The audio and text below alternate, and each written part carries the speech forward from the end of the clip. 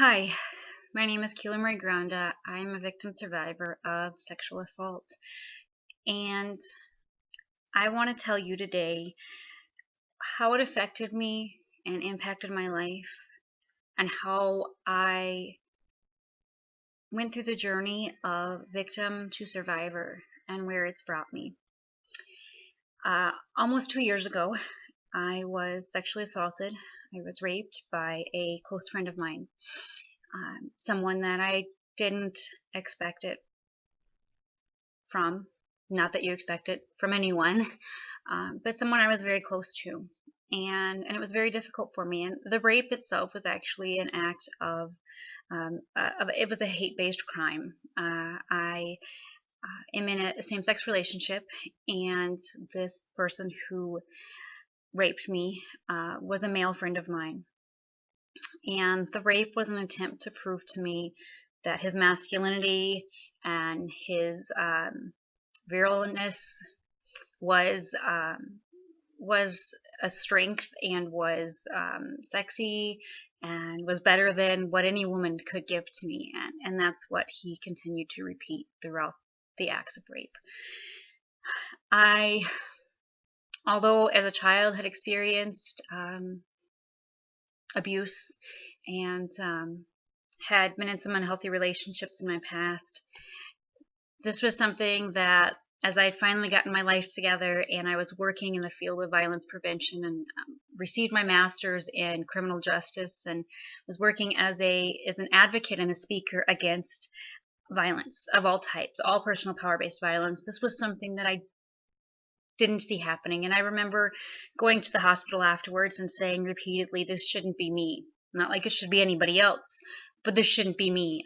I should be the one here holding the victim survivor's hand, not in the bed being the victim survivor. You know, I know better than to do those things. And there followed a period of guilt and self-loathing and shame, and even some hatred at myself for what I had experienced.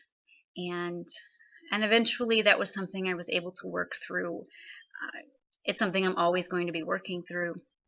But as a result of what happened, I developed PTSD and extreme anxiety, social anxiety as well. So for about 6 months following the assault, I was unable to return to work.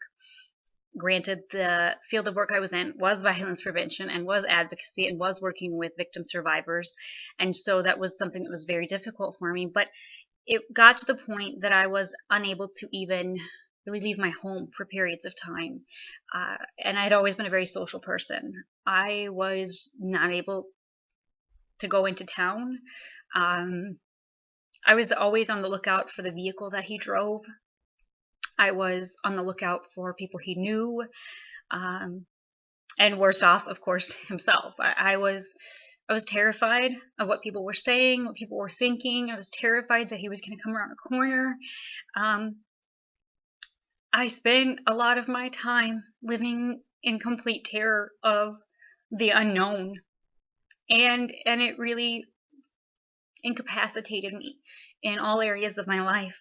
It affected me as a mother, as a partner, as a friend, as a worker, as a speaker. My life was pretty much put on hold for about 6-8 months, and it was difficult. I experienced flashbacks, constant nightmares. I didn't want to be touched. I didn't want to be held. I couldn't sleep in the same bed as my partner. I couldn't even hold my daughter anymore. All I could think of was, with touch came pain, emotional and physical, and that was difficult. It was about 8 months after the assault occurred that I began to realize that in order to heal, I needed to use my voice, and I needed to speak out. And as a result, I started an organization, and this is in no way trying to promote it.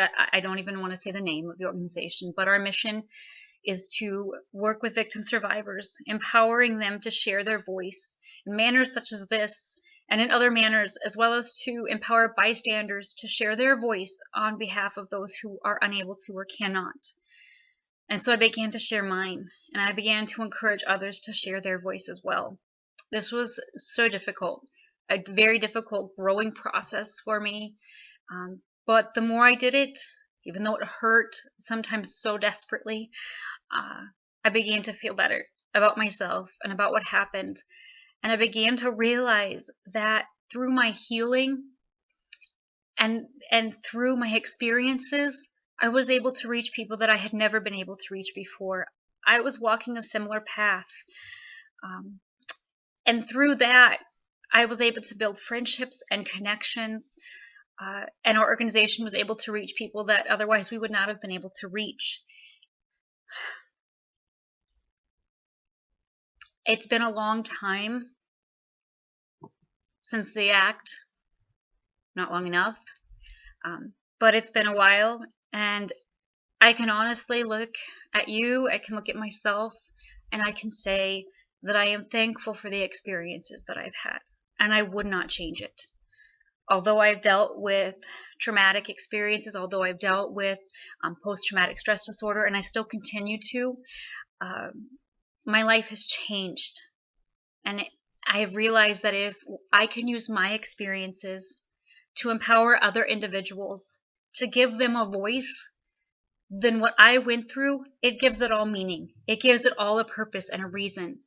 And so for this, every single day, I wake up and I go through this journey of healing, and I try to share it with others. I try to bring that voice to other individuals that might not otherwise have it, and they in turn bring it to others. And it's beautiful, a beautiful thing to see and to witness as individuals go from victim to survivor, and eventually from surviving to thriving. And so if you're listening to this and you are a victim survivor of any kind of personal power-based violence, or you've witnessed violence or some kind of traumatic event, and you now have PTSD or are dealing with symptoms of PTSD or another mental health illness or disorder, know that you are not alone.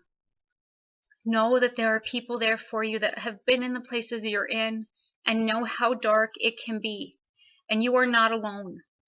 You are never alone. Reach out, even when you feel like you're at your lowest. Reach out, because there is someone there willing to reach down, lend you a hand, and pull you up.